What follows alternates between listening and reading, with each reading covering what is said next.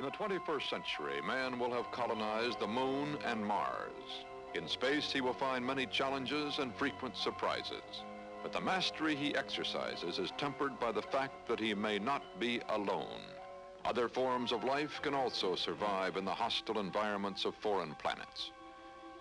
In this void so vast it takes light, traveling at a speed of 186,000 miles per second, almost 13 billion years to traverse the universe, what might we find? What wonders and astonishments await us in the 21st century as we reach out beyond Mars?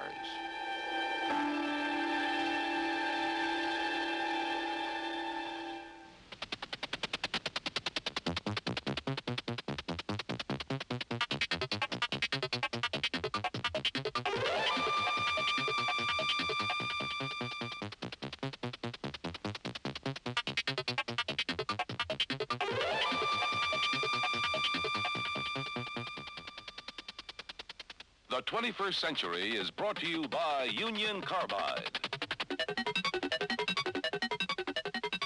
The Discovery Company.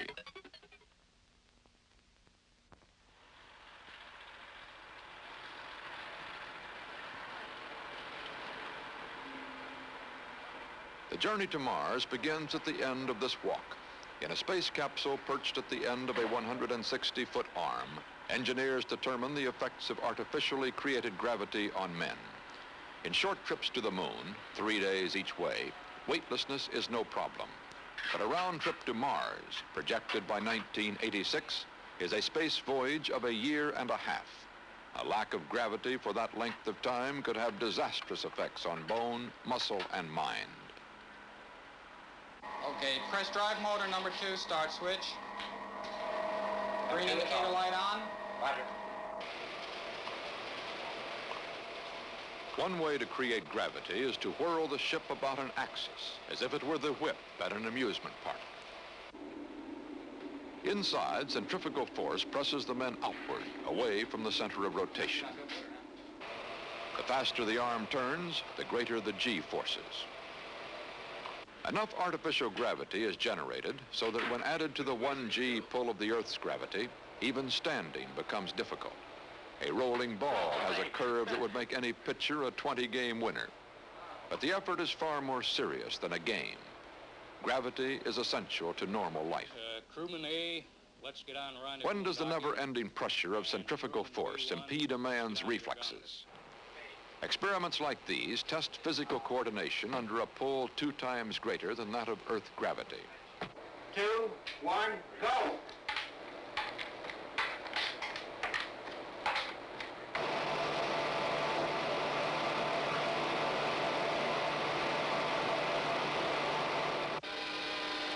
On a journey to Mars, whirling ships like this will make it possible for man to carry his own environment, even the familiar tug of gravity, with him. Like a 21st century Columbus, he will then open an age of exploration unlike anything he has ever dared before. What might be the capabilities of such a spaceship? At NASA's Marshall Space Flight Center, we spoke with research director Ernst Stuhlinger. It will rotate like this, and the centrifugal force acting on the capsules here and there will provide a kind of a simulated gravity of about 1/5 of a G, about as much as they will have on the moon when they walk on the moon. How big is that thing? The compartments are relatively large. In fact, one of the capsules has about 16 rooms of the size of a normal living room. The total distance from here to there is about 540 feet. A 54-story building on its side, 54 stories wide. This is correct. In the middle of the structure, we see here the landing vehicle, which will be needed for by the astronauts to go down to the surface of Mars, because this big vehicle will not land it. It will not be able to land. It's too lightly built. It will only go into an orbit around the planet, and from the orbit, the astronauts will go down to the surface in the landing vehicle, while the big vehicle continues to orbit. Then after about 4 weeks of exploration, it will come up again and will meet the orbiting vehicle for the return trip home. This vehicle will be for the astronauts about what the Santa Maria was for Columbus when he came to this country for the first time about 500 years ago. And if he had been asked at that time what comes after your discovery of the continent, he would probably have said, well, first there will be a period of exploration, and then there will be a period of exploitation and of settlement, and then he probably would have said there will be, without doubt, many, many benefits from the new continent for us and for mankind, of which we have no idea as yet. 3.5 centuries ago, a man declared the Earth was not the center of the universe. He was burned at the stake. Since then, we have learned that the Earth, with its moon 250,000 miles away, is but one of 9 planets revolving about the sun. Closest to the sun is Mercury, where the temperatures may go as high as 650 degrees Fahrenheit.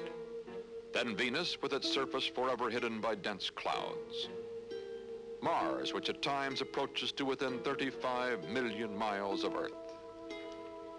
Jupiter, one of 4 so-called gas giants and larger than all the other planets combined. Saturn, another gas giant with its beautiful rings made of billions of unknown particles. Still farther out is Uranus, just visible from the Earth with the naked eye. Neptune, the last of the gas giants with 2 moons that unbelievably circle the planet in opposite directions. The last planet in the solar system is Pluto, at its farthest point, almost 4.5 billion miles from the Earth. The more we learn about the solar system, the more mysteries we find, but none has the fascination for us of the question, is there life there? Will we find it on any planet but our own Earth? The search begins on Mars with its mysterious canals and polar caps that shrink and expand. Mars, at the moment a space journey of 8.5 months from the Earth.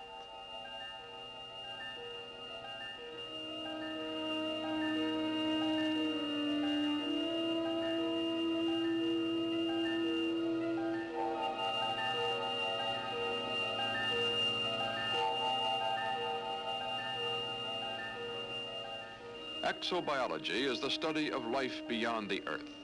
These are prototypes of robot vehicles called Voyagers. They are the basic tools of exobiology. Before man sets foot on any of the planets, Voyagers will precede him to search for life. Landing first on Mars, then Venus and the other planets of our solar system, the Voyagers will use highly sophisticated equipment to detect the presence of extraterrestrial life.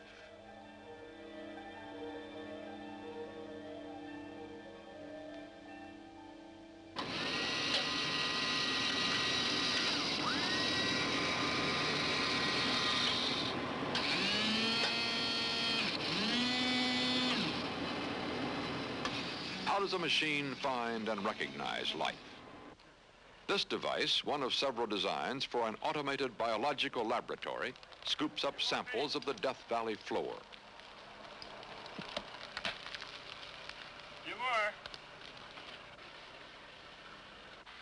On Mars, the Voyager-carried instruments will bathe the samples with chemicals to reveal the presence of nucleic acids or proteins, the building blocks of life. The results of these and other tests will be telemetered back to Earth. In this laboratory, even seemingly lifeless grains of sand harbor the teeming presence of microscopic life.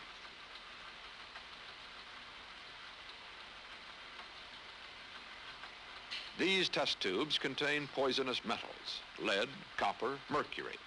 Yet life grows in these tubes. Molds and yeast placed in the cruelest of environments survive. Plants grow on copper that may be a major element of the red oxide deserts of Mars. This tarantula is exposed to a constant flux of ultraviolet radiation, as much as bombards Mars in a month. It not only survives, it thrives. In this chamber, turtles live under pressures only 1/10 that of sea level. It approximates the amount of pressure generated by the thin atmosphere on the surface of Mars. With Earth life apparently far tougher than anyone ever suspected, what might we find on Mars? British science and science fiction writer Arthur C. Clarke. Whether life could ever have got started on Mars, we don't know. If it ever got started there, it may still be continuing. It is often said that we may only expect primitive forms of life on Mars if there's anything there at all. I think this argument is completely false. Any life forms we find on Mars that can still exist in that environment will not be primitive. They'll be extremely sophisticated, and we may be in for some unpleasant surprises. The surprises will be on a cosmic scale. New York Times science editor Walter Sullivan. When you look at the size of the universe, you look at the number of stars in our own star system, the Milky Way system, which is about 150 billion, and realize that there are billions and billions of other galaxies like this, and that many of these stars, perhaps even all of them, have planets, so that there must be billions upon billions of worlds, a certain percentage of which are like ours in all the important respects for supporting life. When you think of all this, it's rather silly to think this is the only little speck in that huge universe that has life, intelligent life on it. And it is quite possible that another civilization within a reasonable distance of, say, 10, 20, 30, 50 light years could pick up the normal radio emissions of our civilization right now. Even some of our television transmitters put out a good deal of energy. It's a frightening thought to think that maybe 1,000 years from now, somewhere out there in space, they're suddenly going to receive I Love Lucy. That's exactly it. As a matter of fact, if they have just begun now to pick it up, they're hearing Kate Smith sing God Bless America. At Jodrell Bank in England, this antenna, 250 feet in diameter, is listening to signals generated by the stars. Could an intelligent race also send messages across the vastness of space? The director, Sir Bernard Lovell. Well, the problem is a vast one. I mean, anybody who uses a radio telescope and over the waveband listens to all the signals coming in, you only need to do this for 5 minutes to be aware of the enormity of the problem if you're setting out to detect any messages from other beings. And since one neither knows what frequency they're likely to do it or what sort of language, whether it's going to be a sort of language 1,000 years in the future that we know nothing about, what sort of coding they're going to use, it's a formidable problem. Have any of the experimenters who worked with you here at Jodrell Bank ever come to you and said, look, in this series of receptions we've had, there's an odd pattern that might be a message? No, I think that one ought to say this quite seriously, that neither here nor in any other observatory in the world has anything ever been found for which one cannot attribute a perfectly natural origin. In the 21st century, the search for intelligent life in deep space will be well underway. We will also explore the other planets of our solar system in vehicles so huge they can only be assembled in space. Here too, in the familiar area between the Earth and Moon, space will be put to almost unbelievable uses. Orbiting stations will serve as halfway houses between Earth and its lunar colonies. Others will forecast and control the weather. An oceanographic station in space might scout or even herd huge schools of fish. Two of the most fascinating of all 21st century space jaunts are the subjects of study right now at the Autonetics Corporation. One is of an orbiting hotel, the other an orbiting space hospital. Kraft Ericke. Dr. Ericke, what is this concept of a space vehicle? This is a concept of an orbital hospital. It utilizes primarily the capability of achieving very low G conditions in Earth orbit.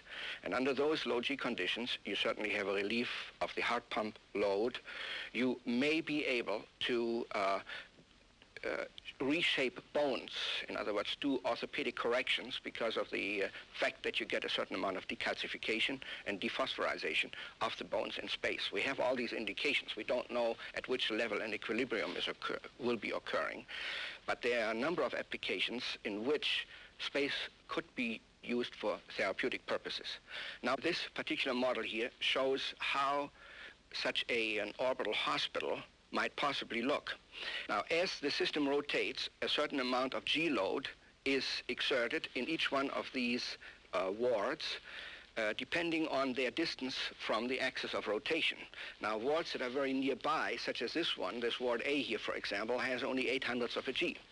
Other wards that are further out, like this one here, might have 0.75, that is 0.75 of a G. So we move from total weightlessness in the hub on out to, I suppose you can go all the way out to Earth gravity, one gravity. That is right. That is right. On Earth. Yes. For example, astronauts that are returning from long planetary trips in which they have been under very low G conditions, let's say for 400, 500, or 1,000 days, you don't really want to necessarily dump them right back into 1G. You may put them into one of these wards here and gradually recondition them at least up to 3/4 of a G before they are being released to Earth. Then this space hospital has practical applications actually for those in space as well as for those who might come to it from the ground. That's right. In addition to this, an orbital hotel could be similarly designed, or it could be a combination of hospital or hotel. And of course, the orbital hotel has the advantage that it allows you to use space for recreational purposes. I am one of those people who, by experience, find low G condition extremely relaxing. So people may actually enjoy themselves floating around as the number of natural habitats shrink in our civilized world, and as the chances of going on a safari or getting into the jungle or whatever you want to do become less and less. It will be, I think, very interesting to see how space and the surface of the moon will gradually take the place of these recreation spots, and people go out there if they want to have really an out-of-this-world vacation. You suggested games and sports out here. What sort of a game can you imagine in a weightless state? Well, for example, a three-dimensional tennis game would be very interesting, where you have, instead of a net that is two-dimensional hung like we have it on the normal tennis, you would have actually a spider web with a great big hole in the middle. And now you have to get the ball or whatever, the tether or whatever you want to use. I think a ball might be very dangerous if it flies at your head. You have to get it through that hole. And of course now you can go not only left and right, but also up and down. And in order to really keep the players moving as they go around, it's a kind of a combination of tennis and super highlight, if you will. It ought to be very interesting. I think there are other things, such as expressions of art. Ballet under low G conditions, for example, should be very beautiful. And I can imagine that television shows are being filmed out there by art groups and then later on presented on Earth, if not radiated directly via satellite, of course, by that time. In other words, what we want to do is we want to bring space in as part of man's life, not just as a laboratory for scientists and engineers. That is a too limited application. Dr. Ericke, how large would this space hospital be? It's at least 300 feet in diameter. Actually, this one was assumed to be 400 feet in diameter. About a little over half a city block. That's right. That's right. It would be a pretty imposing thing as people traveling up into orbit approach it. It would be well visible from Earth. I have a single ward here in which we can perhaps get a very slight idea of all the things that are involved. For example, the people who are ill would simply lie in essentially normal beds. They would have all the conveniences. They would have their own television screen and radio and so forth. The windows, as you can see, are arranged in such a fashion that the patient could look out the windows. He would periodically see the Earth or the sky and other parts of the station. And it would be fairly conventional so far as sick rooms are concerned. In the low G region, we might also have an operating room or several operating rooms. Now, you have the patient mounted, if I may use that engineering word here, on this table here, and this table can be moved in 3 axes. In other words, the patient can be turned head down or head up, any way it is best for the surgeon. And then, of course, the place on which he is located can also be turned, so he can get into any azimuth angle relative to the doctor.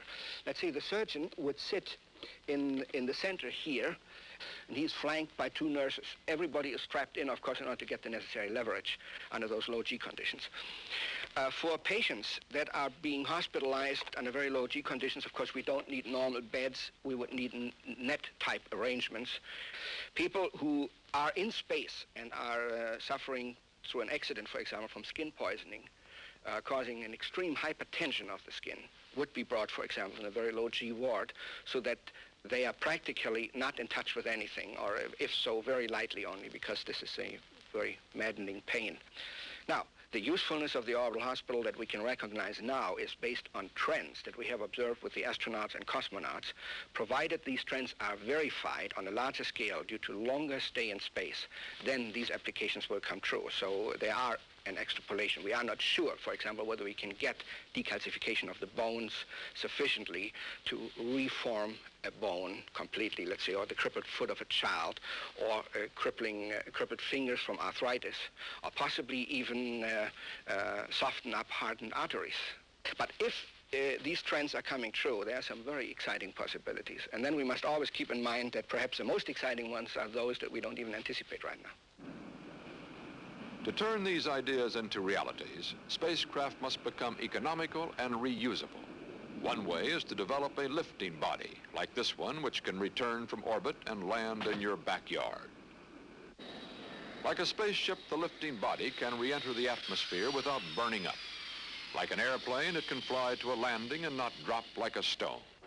It is a space capsule that flies like a wing.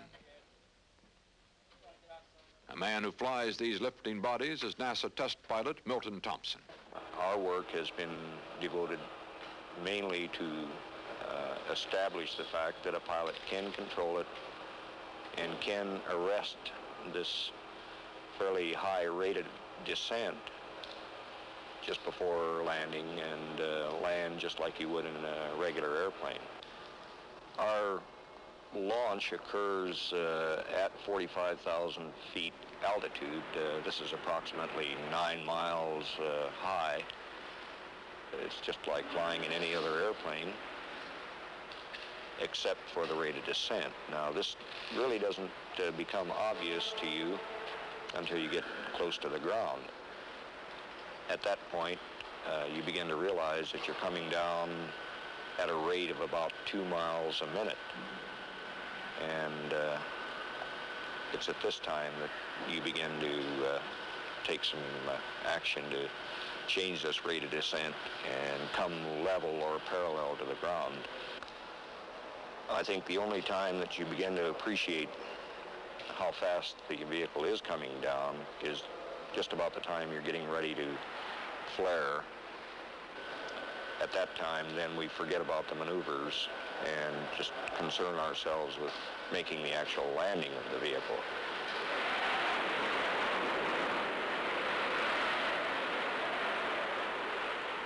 No one throws away the airplane after each flight. The lifting body may make the same economies possible in space. In the 21st century, huge spaceships may enable us to explore and then exploit each of the planets. One might be converted into a giant greenhouse, a sort of astro-plantation to feed the Earth's growing population. Other planets might be mined for minerals or metals of great value to a 21st century civilization. The uses to which space may be put are limited only by the mind of man, and no one has yet set any limits on human imagination. Kraft Eric. We have to have a civilization that needs these things. So we first have to explore. Then we start exploiting. And as we exploit, the utility effect comes in. We have to have better transportation systems, and people get accustomed to the services that result from that exploitation. And after they get accustomed to it, they don't want to miss it anymore. They need it more and more, and the service will be refined more and more. And you have included another portion of the universe into the service of man. You have anthropologized another region of the world, the land, the oceans, the air, space, you see. And the civilization of Eric the Red didn't need the discovery of America, but the civilization of Columbus did. Our civilization may not need mining on an asteroid, but the civilization of the 21st century may very well need it. And if they do, from the technical standpoint, we are ready. But are we ready? We are embarking on an incredible journey in the 21st century, a journey that will carry us to the edges of our solar system and perhaps even to the nearest stars. Can man from this insignificant planet in a remote corner of a vast and densely populated universe challenge that great unknown? The answers will come when man reaches out to Mars and beyond in the 21st century.